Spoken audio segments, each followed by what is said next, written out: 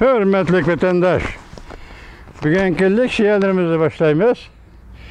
Leksiyada sırağa görüyoruz, Washington'dan sözdeyimiz. Bugünkü sırağa 2023 yıl 5. ayının 7. günü vatandaş. Bugünkü vaziyetimizden aytganda, tönügülletin meslen Büyük Britanya London'da Padişah Charles III. Tacı keygüzüş murasim bulup öttü. Biz bu murasimni kollaymiz. Hem bu padişah tacı keydiriş murasimini bütün dünya halkı aldı da kutluqlaymiz, tantana qilamiz, hürmetli vatandaş.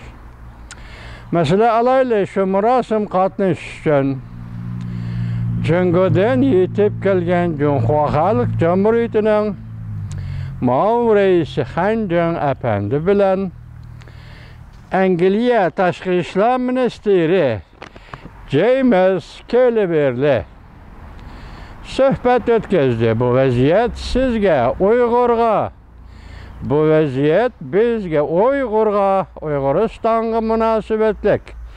Söhbet bu bugünkü silerge. Tapşırdığı vaziyetimiz vatandaşım. Tüvende bunu anlayışla. Mavzumunda ona işemez. Angliya çünkü oturusu da az uçuraydıgan söhbet başlandı. Söhbet 3 çoğun meselege merkezleşti.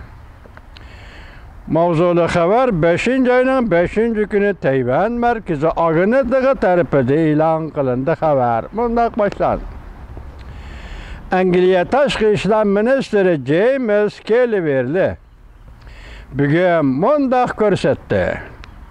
London'a kelip Padişah Charles III. Tacı keydiriş murasimi qatnaşqan Cüngö'nün Mağun Reisi Hancan bilen söhbet ötküzüp Angliya'nın Tayvan meselesi, Hong Kong meselesi, Şinjan yani müstemlik Uyguristan meselesi doğrusudaki siyaset meydanını şerhlep öttü.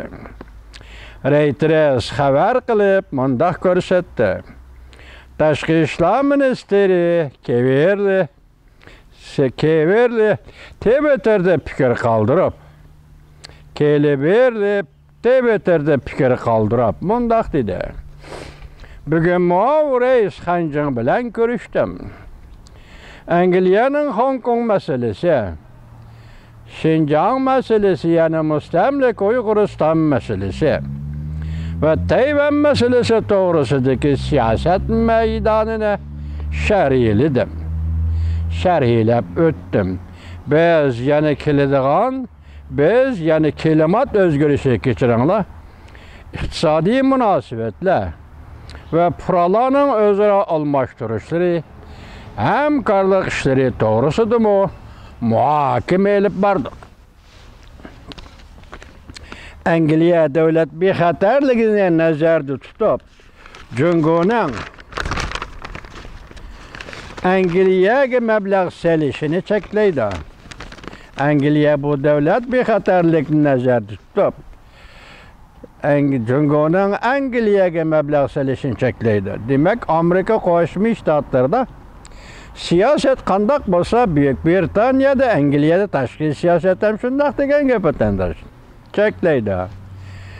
Hem Cüngö'nün kun sayin kuchayayotgan harbiy, iqtisodiy zo'ravon vaziyatiga qattiq diqqat qiladi.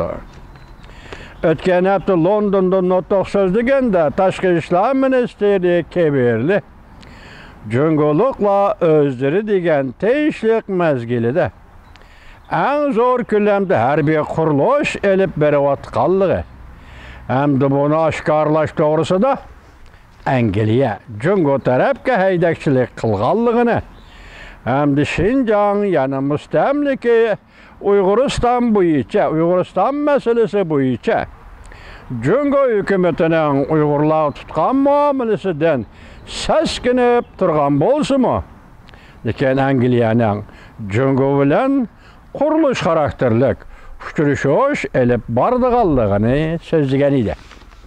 Angliya tashqi ishlar ministri James Cleverly qaraganda yaqinda Jungoni ziyorat qildi vatandoshlar. Bu ishlar shu dialog suhbat bilan elib berildigan ishlar hozir.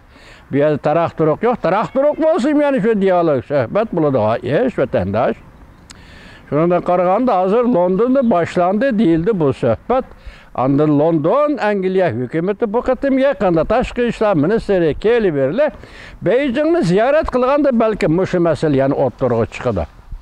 Çünkü hazır bu fursatda Xitoy hukumati Amerika Qo'shma Shtatlarining davlat ishlar kotibi Antony Blinkenning Beijingni ziyorat qilishini chekladi, o'zi cheklab qo'ydi. Lekin yaqinda yana bir xabar yetib keldiki, hozir Jungo hukumati Amerika Qo'shma Shtatlari hukumat amaldori, yani kelimat elchisi John Kerry apandini Beijingni ziyorat qilishga taklif qildi. Bunun bilan yaqin yani ko'rishimiz bu leksiyavlar vatandoshlar.